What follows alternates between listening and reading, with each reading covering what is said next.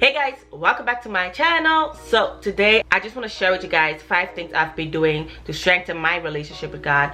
Honestly, these things are amazing. They help me a lot and I hope it helps you too. So let's get right into this video. So I have everything on my iPad, so I'm gonna read it out for you guys. So the first thing I have on my list is prayer. So honestly, when I decided to officially just give my all to Christ, the first thing I did was pray.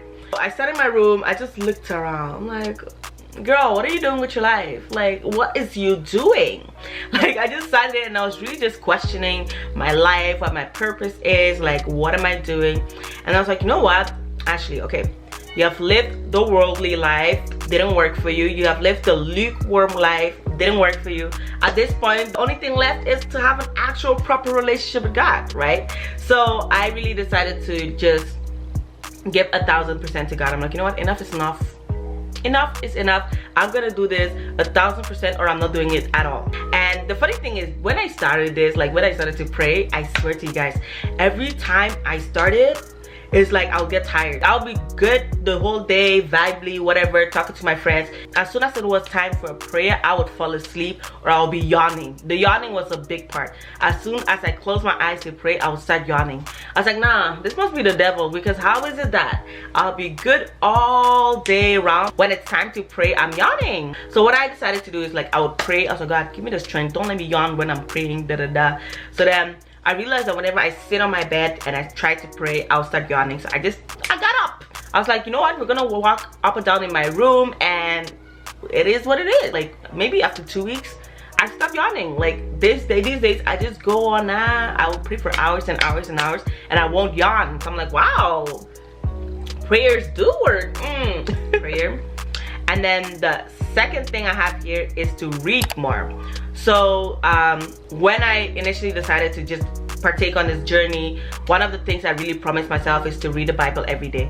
And I was like, you know what, even though I don't really understand it that much, I'm just gonna start reading it every single day. I don't care anymore. Like, not just a verse of the day, but just actually going deep dive. If I don't understand something, I'm asking questions, I'm researching. Like, I gotta understand this book, period. The funny thing is, as the more you read the Bible, the more you realize that the things that are happening in the world are all part of what is in the book, like what is in the Bible. And it's like crazy. I'm like, wow, like I've seen this before. Oh wow, this makes so much sense. And oh, this is how I was supposed to deal with this situation. So like, it really just gives you like the manual of life, I would say, or Pastor Mike would say, like the manual of life. So I was really like, wow, like okay. So these days I enjoy reading the Bible.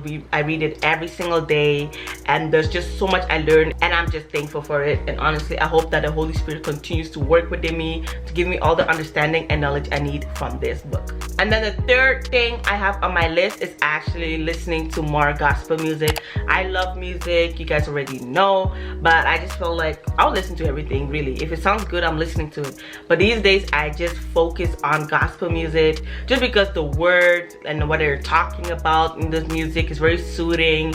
It just brings you in some sort of, like, you just feel very peaceful whenever you listen to it. And that's it. Okay, and I'll actually eventually do a playlist video for you guys, so you guys can listen to some of the music I listen to. So another thing I've started doing, and this one is very controversial, but I'm gonna put it out there, I started tithing. So if you don't know what tithing is pretty much giving 10% of your income to God. So you do it through the church or whatever, and you give them 10% of your income. And honestly, I've heard this for a very long time, but I just felt like 10%, so that the pastor can go and chop my money, Abby. But while like I was praying and really, you know, submitting myself to God, I really just felt compelled. I guess it was the Spirit talking to me to start tithing. So I was like, you know what, at the end of the day, money is money. It comes and goes. If the pastor wants to do whatever with it, that's none of my business. My business is to give the 10% that God talks about in the Bible. And I'll actually prove it to you guys, because it is in Malachi 3:10. So Malachi chapter 3 verses 10, and it reads, "Bring all the tithes into the storehouse, so there will be enough food in my temple. If you do, says the Lord of heaven's armies, I will open the windows of heaven for you.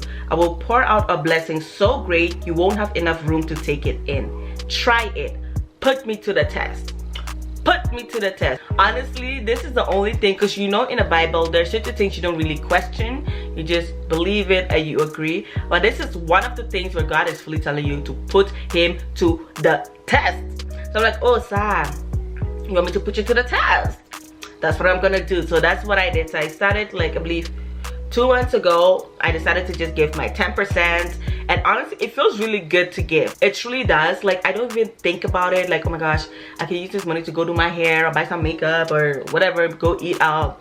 It's just really like, you know what, I'm doing this for the Lord. And I actually do it with like a joyful heart. Like, as soon as my paycheck comes, I'm like, oh, I get to give to the Lord. I get to give to the Lord. Like, I'm actually excited to give. I think that is great. So personally, I do believe that this will work and God will indeed give me the blessings he's talking about in the Bible. I know some people feel like they pay their taxes or they pay this, they pay that. Whatever you want to do, cool for you. But as for me, I decided to tithe, and so far so great. I'm loving it. And the last thing I have on my list is small groups. I already touched on this in my previous video where I said that me and my friends come together every single day to read the Bible. Honestly, it's really great. You get to like understand the Bible together, you know, discuss it together, share your knowledge and wisdom with each other. Like, if someone doesn't understand something, someone else might, and it would make sense to us, and then so we all grow in the word. And honestly, if you don't have a small group, I would recommend talk to your closest friends and whatever, because not everybody talks about their journey, but before you know it, they're actually on the same journey. You never know. And if they're not on the journey, maybe you can, like, you know, convince them to be on that journey, and it will be amazing. I love my small group. It really helps me a lot to understand the Bible even more. And yeah, so these are the 5 things that I have been doing. They have been working amazingly for me. Share with me in the comments below what you have been doing if you're on the same journey, on this new lifestyle. What do you do? What do you listen to? What do you read? I want some book recommendations.